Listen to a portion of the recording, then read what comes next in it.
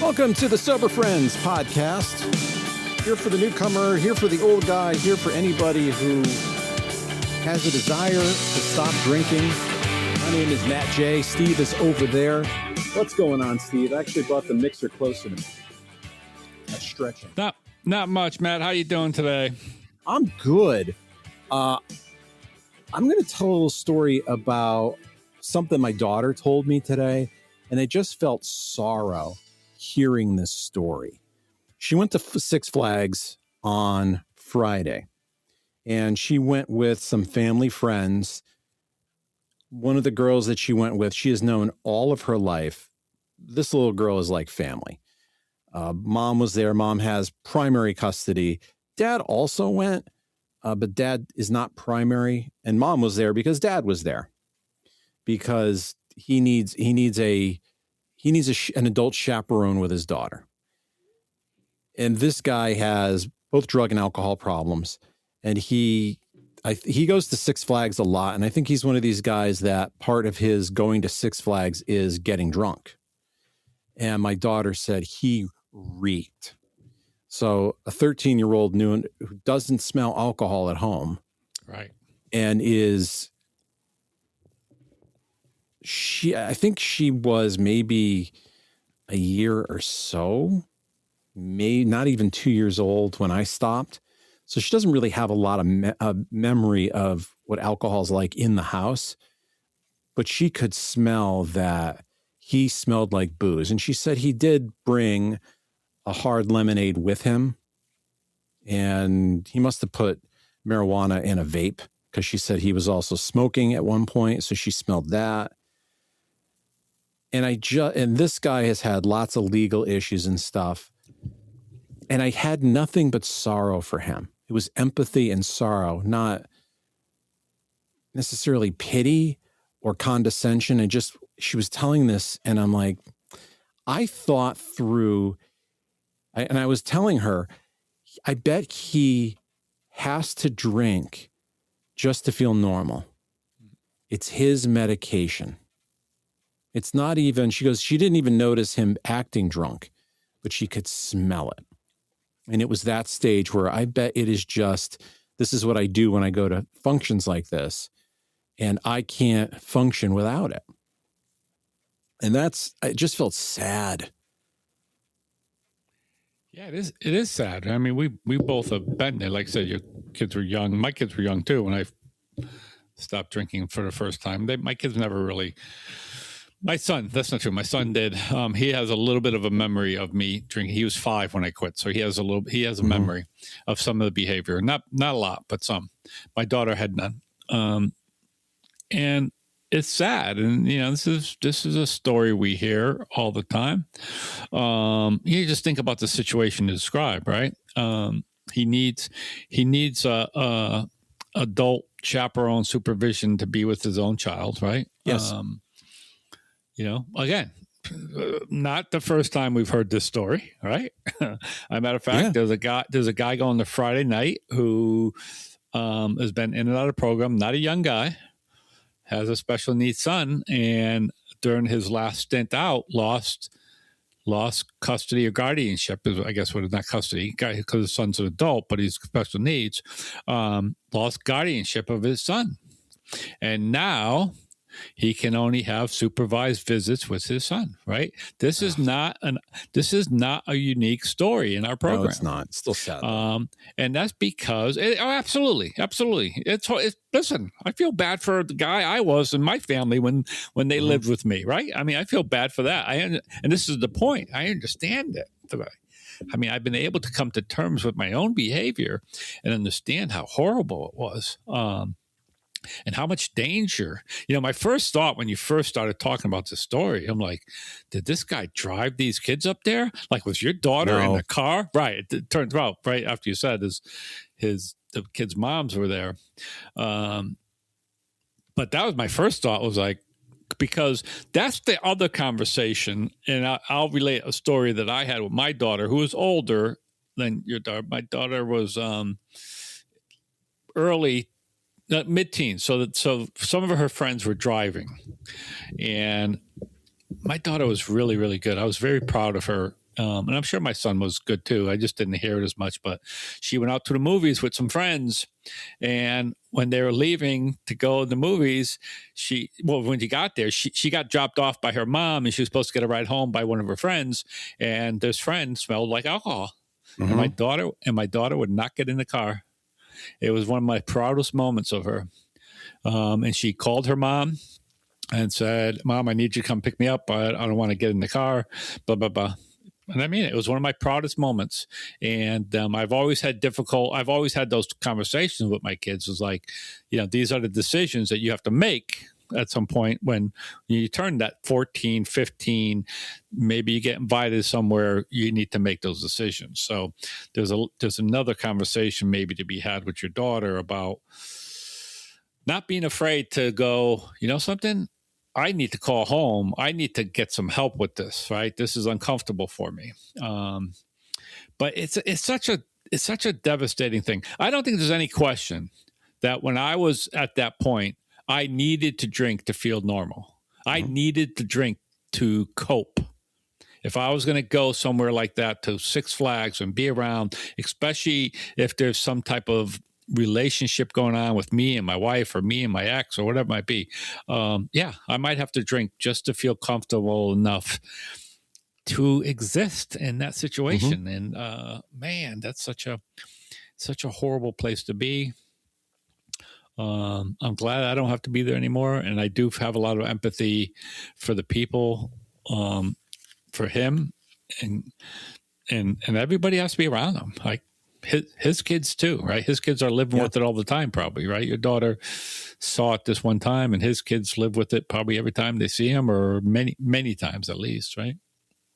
She was telling me there is she didn't call it codependency. I could piece it together that they get along enough to communicate about their kid, but they would not choose to be around each other.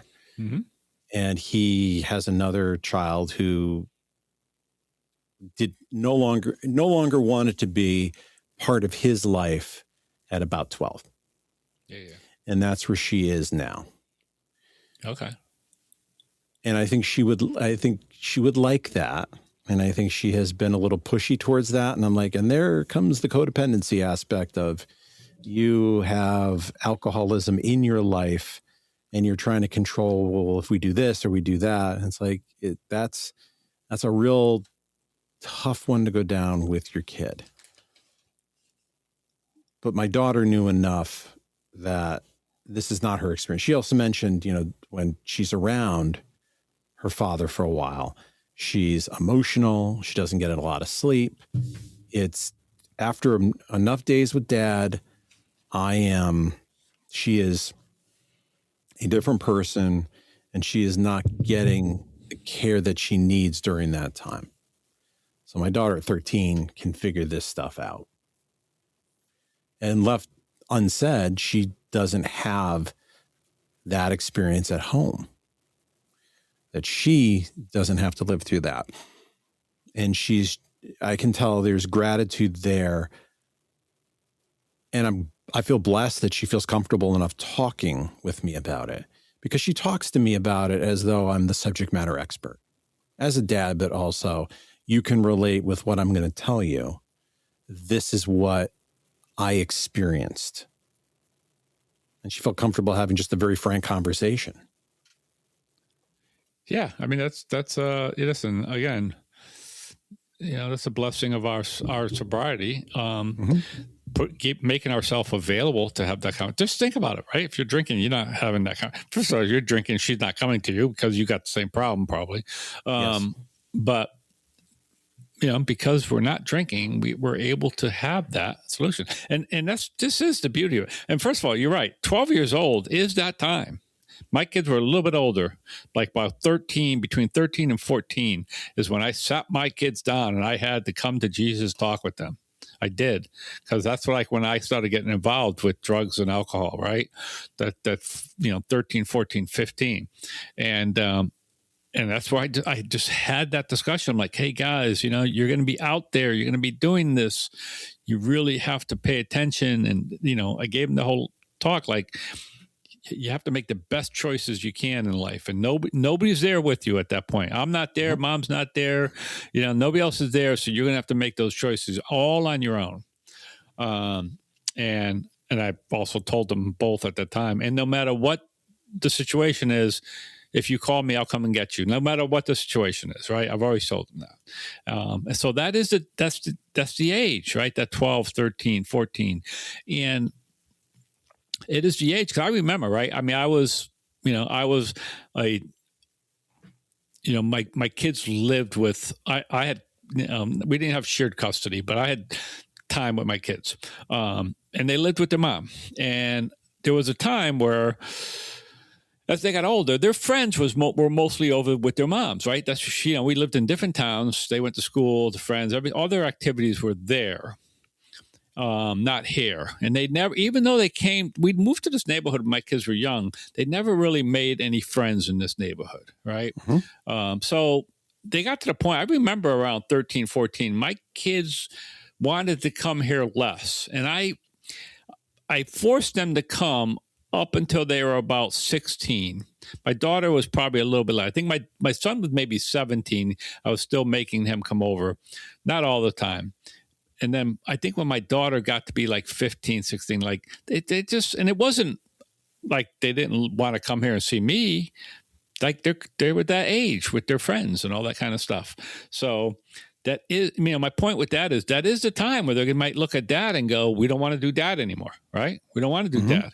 We don't want to do this alcohol, depending on who mom is and how she handles it. They're going to start saying, and this is one of the problems we have with alcohol. It's like we talk about the things we lose that we don't even know. And you start to lose that relationship with your children starts to slip away because you're drinking and you may not notice it like you think, yes. You may not notice that it's slipping away. But we know, in hindsight, we can look at it and like, yeah, look at that. And the point was, like, I didn't care, just like I didn't care as much, and even when I did care, when I was in the thick of my alcoholism, I couldn't do anything about it. And I mean that honestly. At the point, there was nothing I could do. So it's unfortunate that this man is struggling with that same thing. And like I said, haven't been there and done that with my children. Man, it is so hard. It is so difficult. This is what really makes this such an insidious disease, because it's easy not to understand that things are slipping away from you, like family. And you always see your kids as younger than they actually are. And then they have enough self-awareness that they can start making decisions that they don't want to do as much stuff with you. Right. And you don't understand. You can't connect those because you're in denial. And then it's everybody else's fault. And it's, why is the world set up against me? And if you can't break out of that thinking, that pulls its grips into you even further. And it becomes a vicious cycle. It's so incredibly sad. He has made terrible life choices and they just compound on each other, and he hasn't learned how to tap out. I'm not confident he ever will. I don't know what is going to shake him with what he has lost to this point. Yeah. Do you know this guy personally, or no? You just know him through the kid? Yep. You do? Nope. Okay. I know him. Yeah. So, yeah. I mean, who knows? If he's ever going to get out from it. I mean, lots of guys. There's lots of guys I sit with in rooms who I've seen them come and go and never thought they'd really make it, right? That's what the other thing we talk about. You don't try to predict who's going to make it and who's not going to make it, because you just don't know. I'm a very bad judge of who's going to make it and who is not. There's a guy that I thought, heard him share and thought, this guy it has finally clicked, and he died of an overdose that night. Yeah. Yeah. I don't know. I give up on predicting. Yeah, I mean that's me. So do I. I don't. I trust me. I don't try to predict that all anymore because. Yeah, listen. I've always realized I can barely manage my own stuff. I mean that honestly. My own disease requires a lot of attention from me, and and some of that attention is certainly helping others, but yeah, it's not predicting. Because first of all, if you start predicting, then you don't give people the attention they deserve, right? And I mean that honestly. Like, so if you start thinking, "Oh, is this guy going to make it?" No, he's not going to make it. I shouldn't even waste any time with him, right? That's the problem with making that type of statement. So I don't know. Hopefully, if you know him, if he knows you're in the rooms, if there's some conversation that happens that. Maybe one day he approaches you and you have a conversation. Who knows? I mean, that's the It best would be you can wonderful. hope for. Yeah, that's the I'm best not you can holding hope my for. breath. Right. I know. There have been a lot of off ramps, and damn, at a certain point, I wish you'd taken one of these off ramps, but you didn't. Yeah. I think what newcomers don't know is a lot of people think everybody else was drinking for fun and that they were the only broken one. Yeah. But that's not the case. We were all broken ones. That's what we have in common. If you were just drinking for fun, you never would have found yourself in a 12-step meeting because there wouldn't have been the consequences. And therefore, there wouldn't have been a reason to stop. Right. You get to a certain point where the consequences whatever the consequences are for you or whatever the pain is for you, that pain outweighed the pain of stopping. And that's the tipping point. And that's not a weakness. This is a lot of reframe of a lot of us were just medicating to reach zero. It was part of our medication of whatever that looked like, to feel normal, to get through social situations, whatever it is. There's some people who needed to drink just to get through whatever that situation was. It definitely was the case for me. It helped with social anxiety that I could get through those situations. And what you do need to know is there are tools that you can build that are a healthier way to get through those situations. And you don't even realize I didn't want to stop because I didn't know how I would get through those situations without booze. And I realize now I'm able to get through them better because I've replaced booze with something else. And that floors my mind. Yeah. Some of these sayings that we have in the rooms, they're kind of, some people think they're quirky and dopey. I did too for a while, but, we have options today that we didn't have. Mm-hmm. And just knowing that we have these other options is huge. When you were talking earlier, you said that, we think everybody was drinking for fun and we're drinking and we're the only one with a problem. Mm-hmm. I think what happened to me is that I kept thinking it was fun long past when it was fun, right? I kept lying to myself, and that's because interlocked with mostly really bad drinking, there was still some fun drinking, right? I was still on occasion able to go out and have a couple beers and have some social fun before I went home and finished the job. So there was still a lot of lying to myself, because I think one of the things we always talk about when we come into these rooms is that one of the things that keep us out there that long is we were lying to ourselves of how bad it was, right? Oh, yeah. Yeah. And that is until the end. And again, there was a point where I was no longer lying to myself. Like, I knew it was a problem, right? And I no, normal people, for the longest time, I thought normal people, and I mean this honestly, drank like I drank because the people I hung around with drank like I drank, and we all went to parties and we drank, and we got buzzed, and we got silly, and we got funny, and we don't, everybody had a bunch of liquor and they drove home, and like that's what everybody did. That was normal in my life. It became not normal when I realized, oh, I'm doing this by myself in my basement, or I'm hiding it and I'm doing it on driving on the way home from work so I could have that buzz before I walk in the door. That's when it became not normal to me. And, but that was really at the end. I mean, that was like the last 2-3 years of my drinking. Like I realized it was not normal drinking. And like I said, I felt like there was nothing I could do about it. So, today there is. Today I go to these meetings, and people there tell me, and again, one of the beauties of going to meetings is I get to hear other people's struggles, right? I went to my Wednesday noon meeting last week, and there was, somebody was there picking up a 30-day chip. I went to my Friday, a 24-hour chip. I mean, I went to a Friday, which could have meant he had a few days, right? Doesn't mean he had 24 hours, but he had something. He had less than a month, put it that way. And then I went to the Friday night, same thing. Somebody picked up and somebody picked up a month coin at the Friday night meeting. That to me is like, man, I need to see that. I need to see that journey. I need to see that new people are coming in. It needs to remind me, yep, I was here at one point. Because I remember talking to the guy who picked up a month coin. Oh, that was Wednesday. A guy picked up a month coin too. And I said, we all had a month at one point, man. We all had it. Yeah.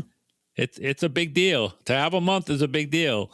Don't think like, oh no, this is nothing. Because we all had a month at one point. So it's good stuff. I'm grateful. I know you are too, that I don't have to live that way, that nobody's worried about me, that my kids and my stepkids aren't worried about me with their children and our grandchildren. Like, just to know that is like such a blessing to me. Just to know if I say, hey, I'm going to take the kids here, nobody's worried.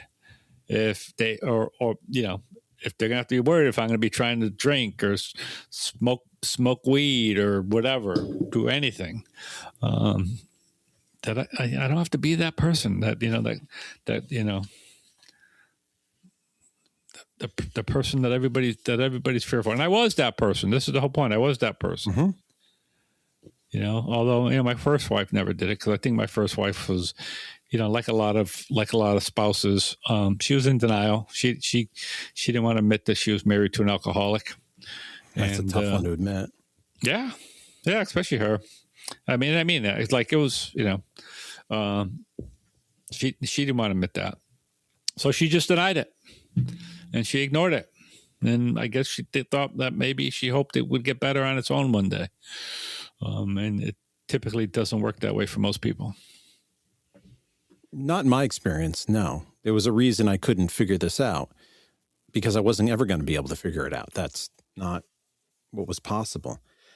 It occurred to me as we're talking through this that drinking is ruined for me, because if I did start drinking, my daughter now knows what it smells like, and that would be such a horrifying thing for her. And that, boy, is that icky just even thinking about how painful that would be. Yeah, I think it's a lot easier for me just not to drink than to do that. But I've got to continue to put in work and be diligent so that doesn't happen. Yeah. Yeah.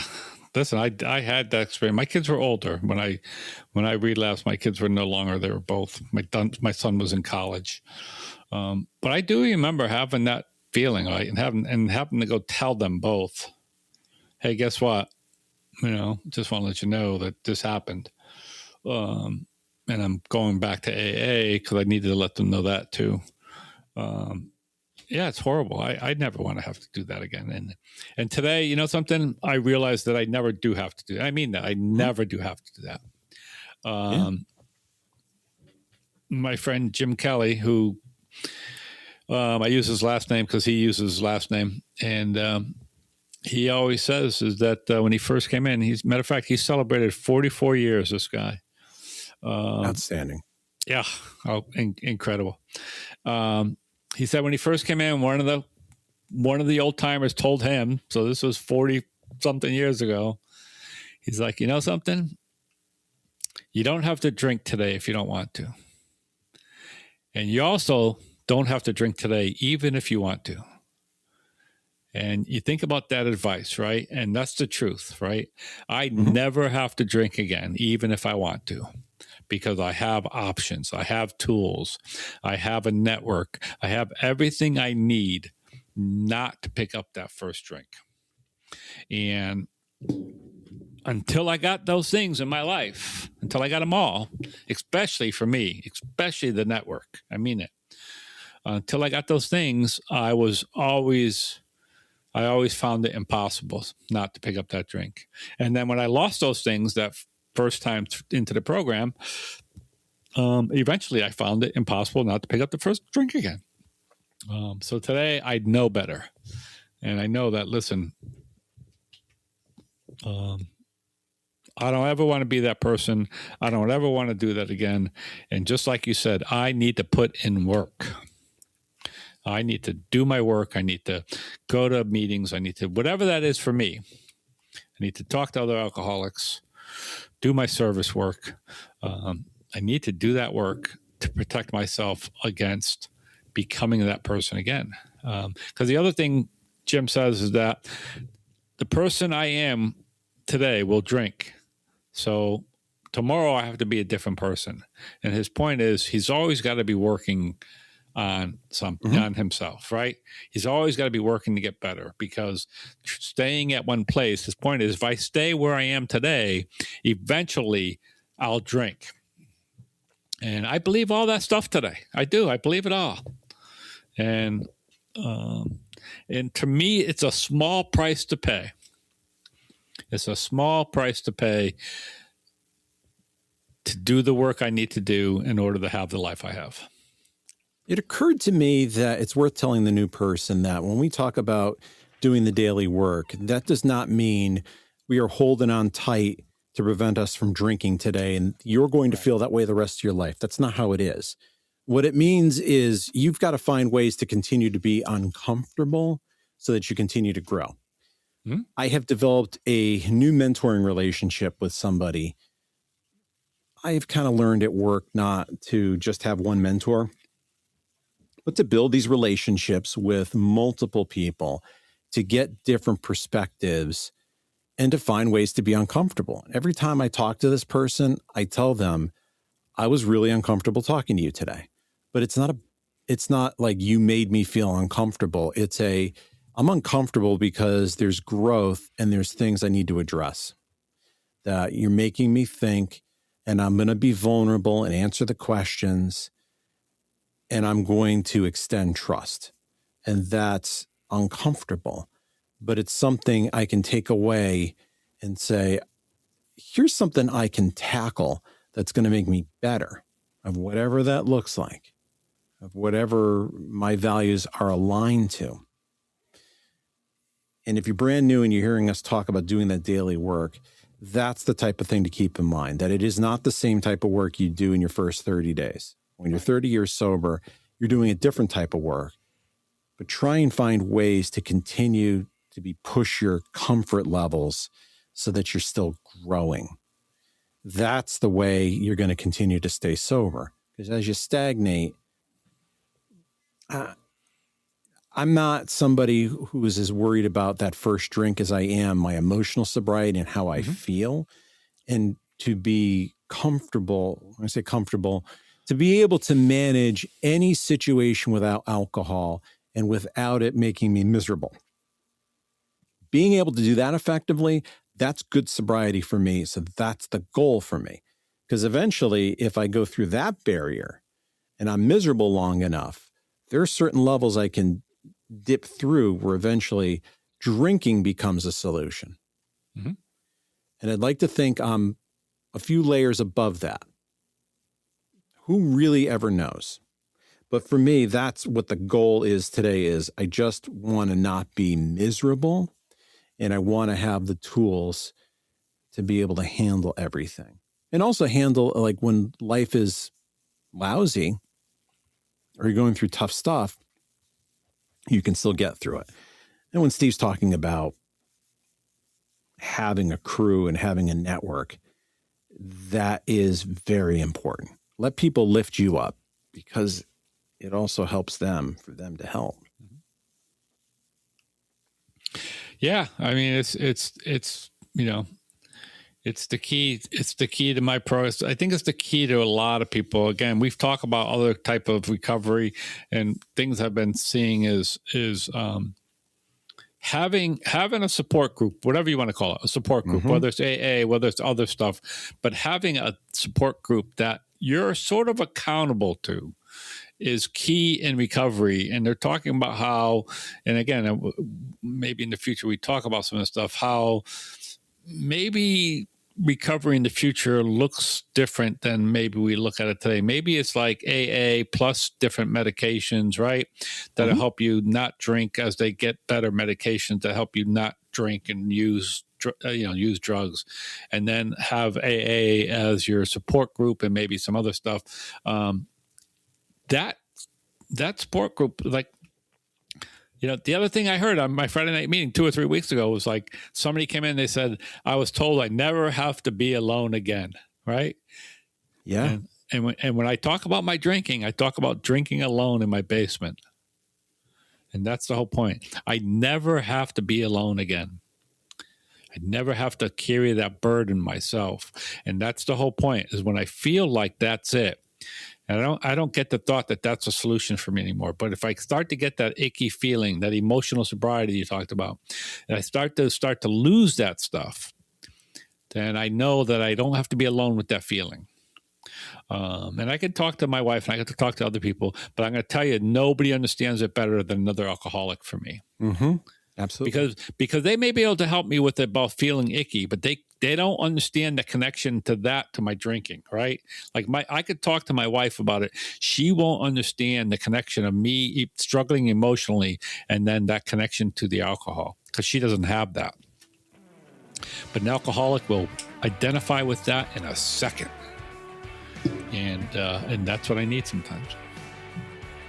Well, I hope this is the type of thing that you needed, and that we are helping enhance your sobriety. And if you're new, hopefully we're helping you take that first step towards a better way of life.